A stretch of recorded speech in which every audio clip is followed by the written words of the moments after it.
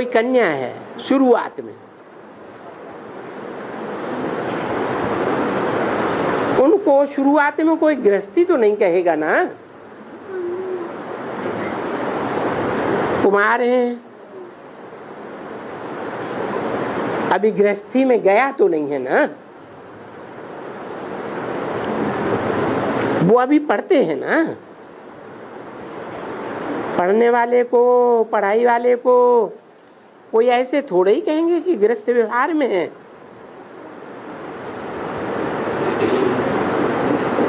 ऐसे नहीं कहेंगे, नहीं, वो तो पढ़ाई ही पढ़ते हैं। तो जो कुमार अवस्था में है वो कोई गृहस्थ व्यवहार में नहीं है।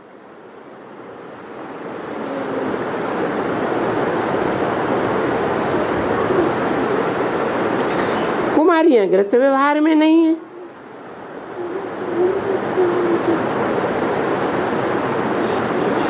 वो तो फिर वानप्रस्थ वाले हैं जो सब कुछ बच्चों को दे करके चले जाते हैं। ऐसे बहुत हैं और आगे तो बहुत होते थे। अभी तो दिन प्रतिदिन तमो प्रधान होते जाते हैं। इसलिए वानप्रस्थ में तो क्या कहें, मरते समय भी धंधे को छोड़ते नहीं है। नहीं तो आगे असल कायदा था कि 60 वर्ष में वानप्रस्थ ले लेते थे,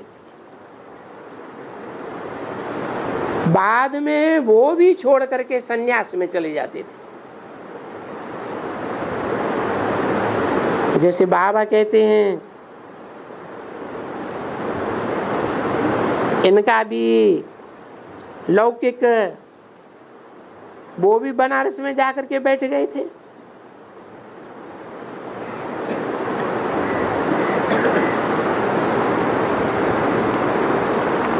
किनकी बात बताई है? ब्रह्मा बाबा की।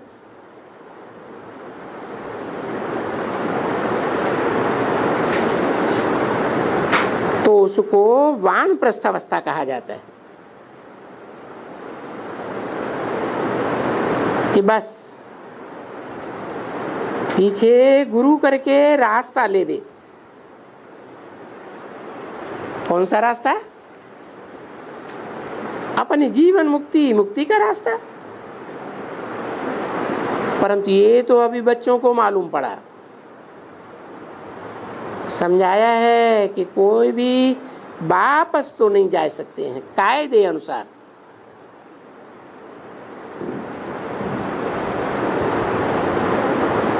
सिवाय एक बाप को प्राप्त किए कोई भी सदगति को, उच्च पद को पाए नहीं सकते। अच्छा, अब ये भी तो समझ गए कि सभी कोई स्वर्ग में तो नहीं जाते हैं।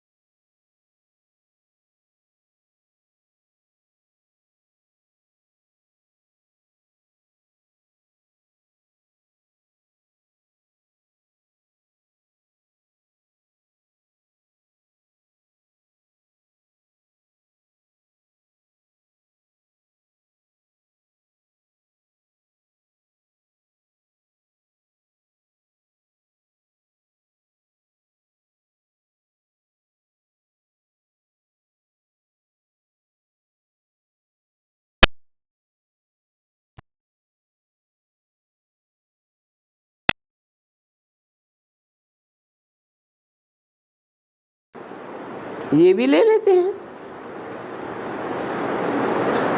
तो फिर उस वर्षे को भी छोड़ें क्यों? वो भी ले लेते हैं और ये भी ले लेंगे। कौन सा? लौकिक बाप का वर्षा भी ले लेंगे और पारलौकिक बाप का भी ले लेंगे। तो देखो दोनों तरफ में पढ़ाई पढ़ते हैं। ऐसे भी बच्चे हैं, किस्म किस्म के बच्चे हैं जो आकर के पढ़ाई पढ़ते हैं। तो बाप बैठ करके वैरायटी बातें समझाते हैं। अच्छा, अब ये तो समझ गए बच्चे जो यहाँ रहने वाले हैं वो तो बहुत पुरुषार्थ करते हैं। क्या बहुत पुरुषार्थ? बाहर वालों के लिए कहा 8 घंटे सेवा करो यज्ञ की, और अंदर वालों को टाइम बहुत मिलता है, कोई कमाई तो करनी नहीं पड़ती है पेट के लिए, तो कितनी सेवा उनके लिए बताइए? 16 घंटे सर्विस करें। बहुत पुरुषार्थ करते हैं। बत पुराने हैं वो अच्छे पद भी पा लेते हैं। कोई तो बाहर वाले भी अच्छा पद पा लेते हैं।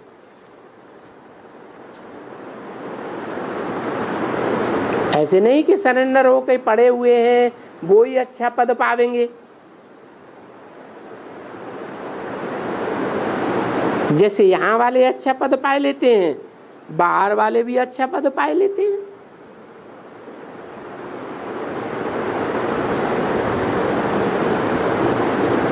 ये भी जरूर है कि बरोबर जो यहाँ रहने वाले हैं उनको तो अंदर में रहना होता है, और बाहर वाले तो पीछे कोई साहूकार भी बन जाते हैं। तो देखो बाहर वाले फिर कोई ऐसे साहूकार बन जाते हैं जो जाने से ही साहूकार बन जाते हैं। उनको तो फिर दास दासियां भी रहती हैं। फिर यहाँ जो न पढ़ेंगे तो वो दास दासियां बनेंगे। फिर उनको अगर ऊंचा पद नहीं मिलेगा तो वो करके त्रेता के पिछाड़ी में 5, 8 या 4 या 3 या 2 जन्म उनको मिलेगा।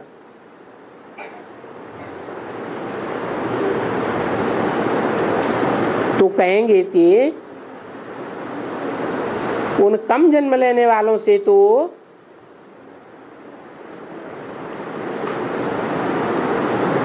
वो साहूकार अच्छे, जो सतयुग में भी साहूकार बनते, त्रेता में भी साहूकार बनते, पूरे 21 जन्म तो लेंगे स्वर्ग में। तो कहेंगे कि जो सतयुग से लेकर के फिर उनकी सहायक साहूकारी कायम रहती है, तो फिर वो ही अच्छे हुए ना। क्योंकि जिनको अंत में 1, 2, 3 जन्म मिलता है त्रेता में, वो तो सतयुग में नहीं आवेंगे। यहाँ आकर के नहीं पढ़ करके पिछाड़ी में सो भी बेचारे दास दासियां बन करके रहते हैं। क्या कहा? यहाँ आए और नहीं पढ़ा, सर्विस नहीं करते हैं, वातावरण खराब करते हैं, हड़कंप मचाते हैं, तो पिछाड़ी में सो बेचारे दास दासियां बन करके वो फिर गृहस्थ व्यवहार में रह करके प्रजा में चले जाते हैं। तो बाप कहते हैं अच्छी साहूकारी क्यों नहीं ले लेनी चाहिए।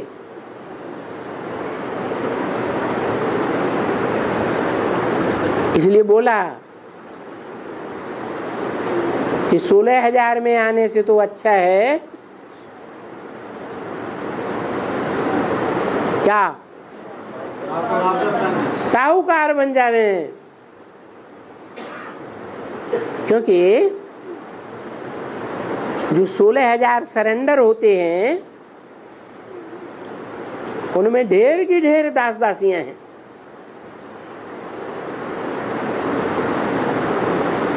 और राजा रानी बनने वाले कितने? 108 युगल, युगल मण के विजयमाला।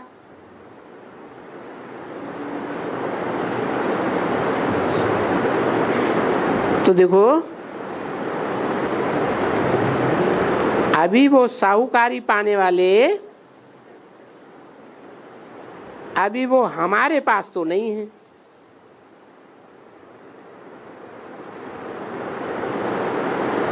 जो सतयुग से लेकर के त्रेता के अंत तक साहूकारी प्राप्त करते हैं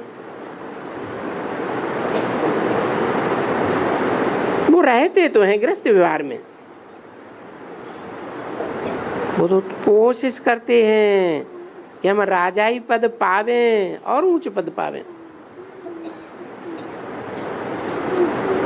राजाई पद नहीं पाते हैं तो भला अच्छा वो वहां से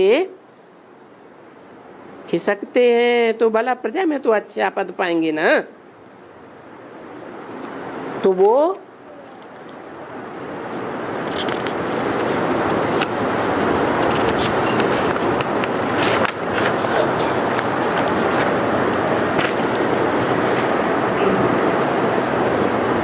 साहूकारी पद पाने वाले बहुत तीखे हो गए।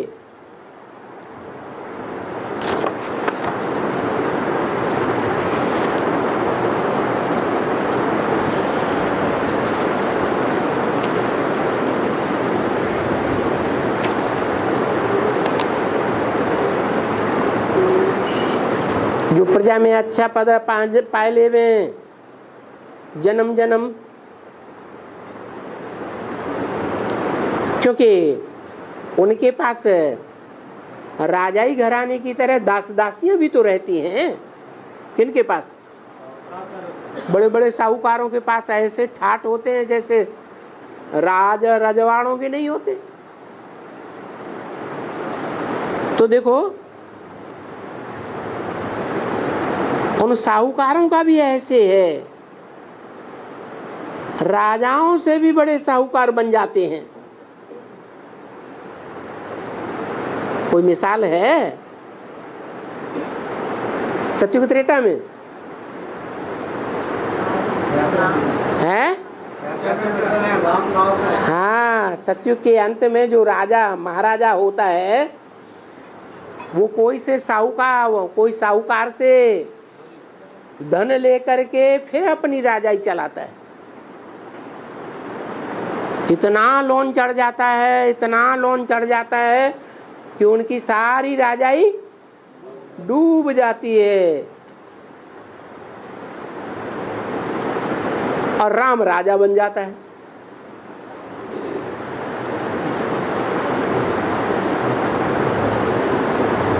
तो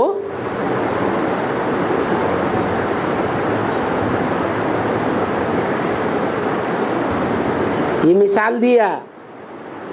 भक्ति मार्ग में क्या कहते हैं? राम राजा, राम प्रजा, राम साहूकार। क्या? वो तो सारे झाड़ का बीज है ना। तो बीज में तो हर तरह के संस्कार होंगे या नहीं होंगे? है? महाराजा के भी संस्कार तो राजा के भी संस्कार, साहूकारी के भी संस्कार, प्रजावर्ग के भी संस्कार, तो दास दासी के भी संस्कार।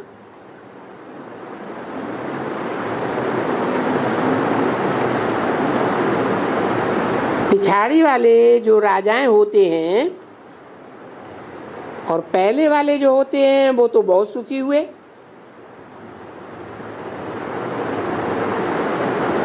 बाहर वाले अगर अच्छी तरह से पुरुषार्थ करें तो यहाँ मुझे सदैव रहने वाले से भी ऊंचे पद पाई सकते हैं। ये किसने कहा? मुझे ब्रह्मा बाबा ने।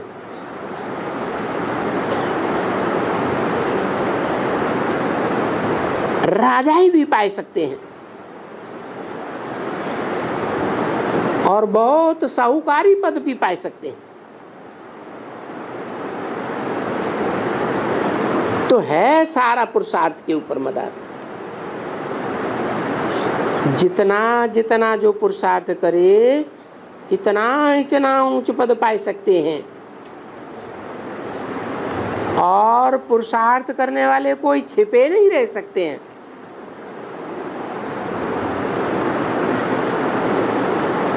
ब्राह्मण परिवार में छिपे रहेंगे? नहीं रह सकते।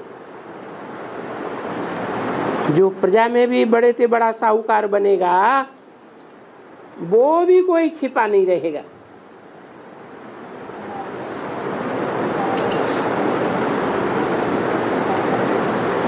बाबा कहेंगे कि नहीं, ये प्रजा में जो साहूकार बनते हैं वो सबसे अच्छा है। क्योंकि जो पिछाड़ी में राजाएं विचारे होते हैं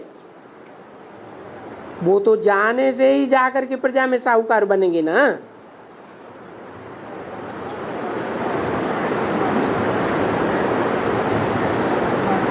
वो तो जाने से जाकर के नौकरी करेगा ना। ऐसे तो नहीं है कि कोई बाहर में रहते हैं उनको कोई यहाँ वालों से कम पद मिलता है। नहीं नहीं, बाहर वाले यहाँ रहने वालों से भी ऊंच पद ले लेते हैं।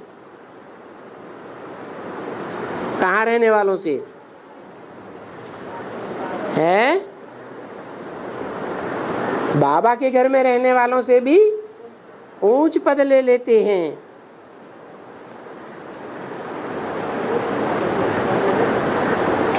तो वो अच्छा हुआ ना।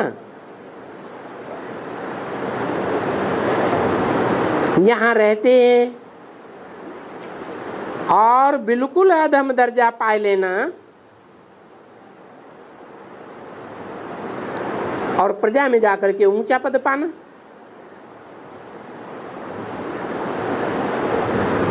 कोई ब्रह्मा कुमारी से पूछे तुम क्या करती हो?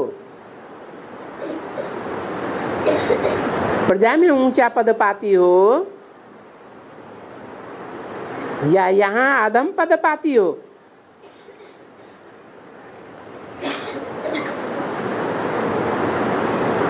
पिछाड़ी में जाकर के बताओ। अभी तो तुम यहाँ हैं। यानी विवेक कहता है, बुद्धि कहती है कि इससे तो गृहस्थ व्यवहार में रह करके जैसे वहां जा करके अच्छा पद पावे। क्योंकि यहाँ रहने से इतना माया का तूफान नहीं आता है।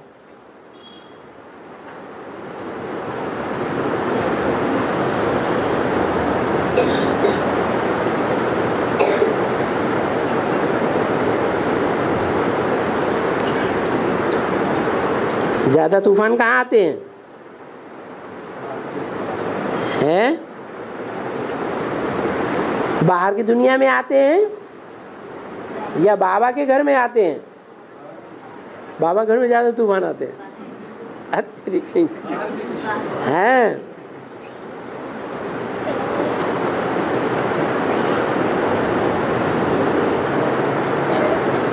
बाहर रहने से इतना माया का तूफान आता है जितना यहाँ रहने वालों को तूफान आएंगे। वो भी तो बाप समझाते हैं ना, यहाँ रहने वाले को तूफान बहुत आते हैं। बाहर वालों को इतना तूफान नहीं आएगा माया का, क्योंकि यहां तो बाप पुरुषार्थ कराते हैं और माया किसका अपोजिशन करती है?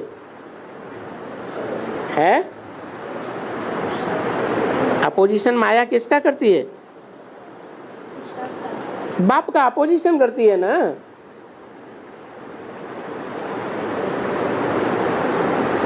बाहर वालों को इतना तूफान नहीं आएंगे जितना इनको तूफान आते हैं। इनको माने किनको? ब्रह्मा बाबा को। क्योंकि ये तो हिम्मत करते हैं ना, हम जाकर के एकदम बाबा की शरण में बैठे हुए हैं। परंतु यहां आने से भी वो संग दोष में बिल्कुल ही निकम्मे बन जाते हैं। कहां?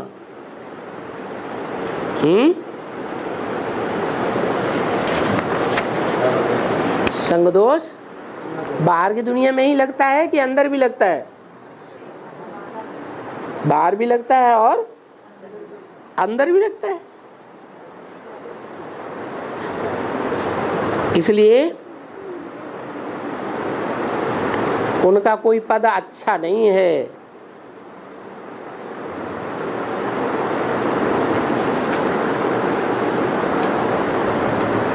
ये बाबा अभी बताते हैं। क्यों बताते हैं? बाबा जानते हैं कि पिछाड़ी में तुम सबको मालूम होगा, अच्छी तरह से मालूम होगा। क्या कहा है? किसको कहा?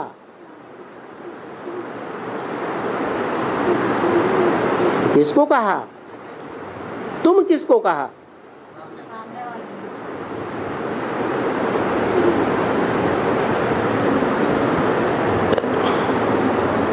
बाहर बाहर वाले कोई कोई तो बहुत साहूकार बनेंगे और यहाँ वाले जा कर के छी छी दास दासियां बनेंगे।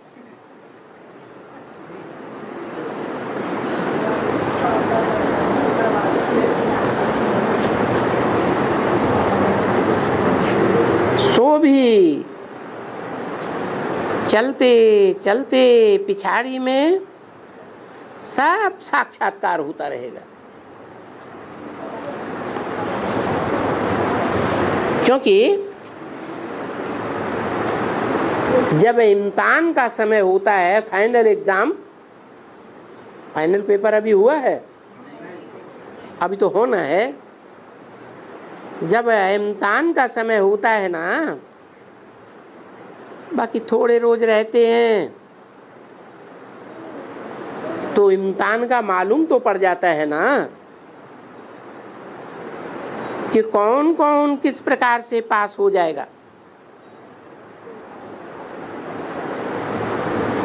तो क्या यहां पता नहीं पड़ेगा? पड़ेगा या नहीं पड़ेगा? है।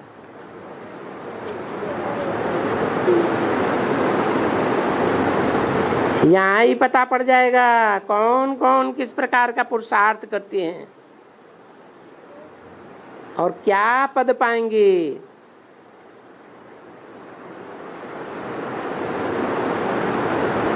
बहुतों का पता पड़ जाएगा, क्योंकि हर एक सेंटर के अलग अलग रिजल्ट का पता तो पड़ता है ना। जब बाबा जाते हैं सेंटर्स के दौरे पर तो पता पड़ जाता है।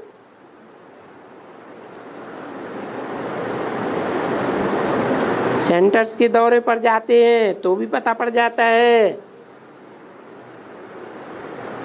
यहाँ माना माउंट आबू में आते हैं तो यहाँ के बच्चों का भी पता पड़ जाता है।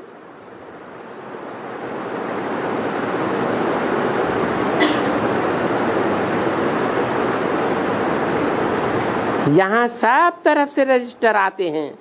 कहाँ? हेड ऑफिस में।